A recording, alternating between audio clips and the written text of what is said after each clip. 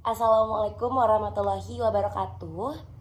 Selamat pagi semuanya. Yang saya hormati Bapak Subhan Agung selaku dosen pengampu mata kuliah Metodologi Ilmu Politik dan teman-teman semua yang berbahagia. Perkenalkan, saya Julfanida Amalia. Di sini saya akan mempresentasikan proposal penelitian skripsi saya yang berjudul Fenomena Pencalonan Tunggal pada Pilkada tahun 2024 di Kabupaten Ciamis. Nah, sebelumnya di sini saya akan mengitukan dulu daftar isi dari proposal ini. Yang pertama ada bab 1 yang berisikan latar belakang, yang berisikan pendahuluan terkait latar belakang, rumusan masalah, tujuan, dan manfaat. Bab kedua mengenai tinjauan pustaka. Bab ketiga metode penelitian. Bab keempat fenomena calon tunggal di Pilkada 2024 di Kabupaten Ciamis. Bab 5 mengenai proses kandidasi partai politik. Bab 6 penutup yang terkait kesimpulan. Dan yang terakhir daftar pustaka. Nah, sebelumnya di sini saya akan memaparkan dulu mengenai latar belakang dari proposal penelitian saya ini ya. Oke, jadi di bab 1 ini latar belakang pendahuluan mengenai fenomena pencalonan tunggal pada Pilkada 2024 di Kabupaten Ciamis ini. Jadi sistem demokrasi itu merupakan bentuk pemerintahan yang digunakan di Indonesia. Dalam sebuah negara yang menganut demokrasi, pemilihan umum merupakan salah satu pilar dalam sebuah negara, adalah salah satu pilar utama sekaligus merupakan prosedur demokrasi untuk memilih pemimpin. Pemilihan kepala daerah atau pilkada adalah bentuk implementatif untuk mewujudkan kedaulatan rakyat di tingkat lokal. Dengan memberikan hak pilihnya, mereka memilih dan menentukan pemimpinnya dengan sistem pemilihan umum yang dilaksanakan secara bebas, jujur, dan adil. Sedangkan nilai dasar dari pilkada masuk dalam kategori pelaksanaan pemilihan umum di tingkat lokal. Hal seperti ini tuh dapat dilihat baik dalam tingkat nasional maupun di tingkat lokal. Dengan demikian, pemerintahan daerah yang terpilih berdasarkan pemilu yang demokratis adalah pemerintahan yang dibentuk dan diselenggarakan berdasarkan kedaulatan rakyatnya. Sebentar. Nah, dalam kandidasi yang hanya diikuti oleh satu pasangan calon saja, masyarakat tuh memiliki kesempatan memilih yang sangat terbatas, yakni hanya ada satu pasangan calon saja dan kota kosong. Sebelum adanya keputusan pasangan calon tunggal pada ajang pilkada, partai politik dalam asasnya saling berkompetisi untuk memperebutkan kursi kekuasaan. Salah satu yang menjadi sorotan dalam persiapan partai politik menyambut pilkada ialah persoalan rekrutmen politik atau penominasian kandidat. Masing-masing partai politik mempunyai misi penting dalam menentukan kandidat yang akan ditunjuk untuk berkontestasi dengan kandidat lainnya. Oleh karenanya, partai politik berhati-hati dalam menentukan kandidat yang akan mewakilkannya pada gelaran pemilu. Kandidat yang tepat akan memperbesar peluang bagi partai tersebut untuk meraih suara sebanyak-banyaknya dan menduduki kursi kekuasaan. Selain mempertimbangkan kandidat yang ideal yang akan diajukan menjadi bakal calon partai politik, juga perlu memperhatikan regulasi yang telah diatur oleh PKPU, termasuk adanya undang-undang tentang parliamentary threshold. Dalam literatur pemilu, penerapan parliamentary threshold dimaknai sebagai syarat minimal suara yang harus dimiliki oleh partai politik untuk menempatkan anggotanya menuju kursi kepala daerah. Proses kandidasi tersebut berpengaruh pada jumlah calon kandidat yang akan maju berkompetisi, termasuk pengaruh pada fenomena calon tunggal di pilkada serentak.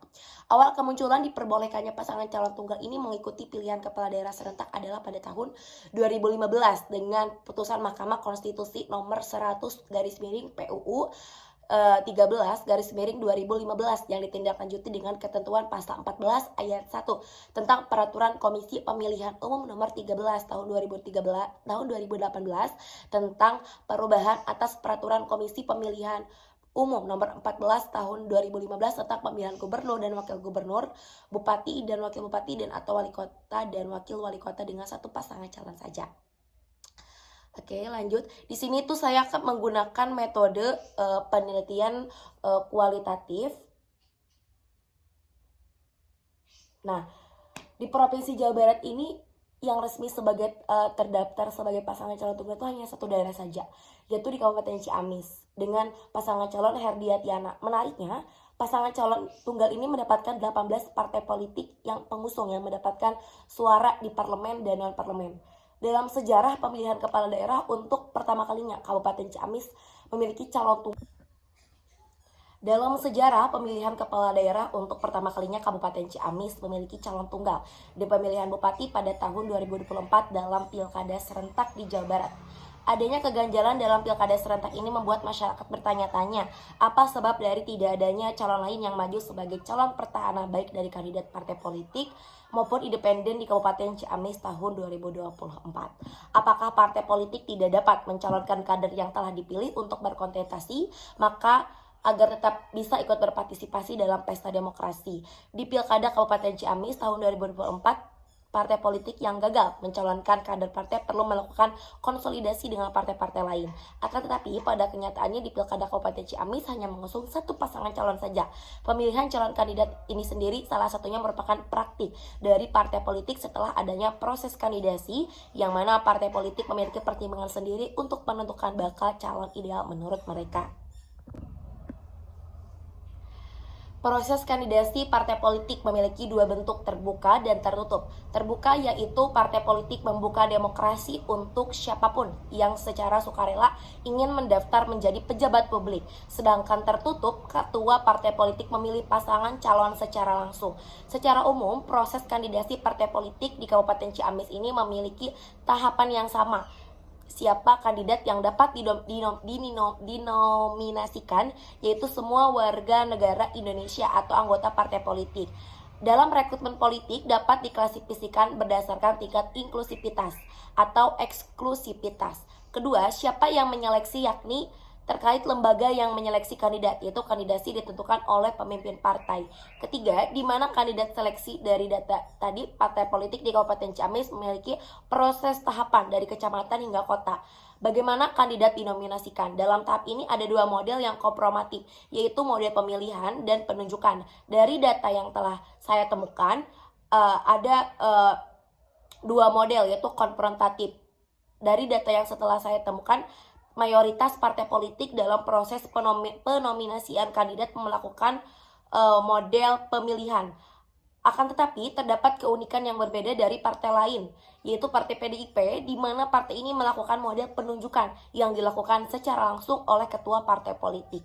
Sebagaimana proses kandidasi pasangan calon Herdiatiana, dari hasil penelitian yang saya temukan ini, masing-masing calon kandidat pernyataan bahwa setiap partai politik mempertimbangkan dan melakukan riset internal untuk masing-masing calon kandidat yang akan dinominasikan di mana kemenangan Herdiatiana sangat berkemungkinan besar untuk masyarakat mencintai pemimpinnya yang telah menjabat dengan baik sebelumnya, yang kemudian menghasilkan keputusan partai politik mendukung kemenangan Herdiatiana.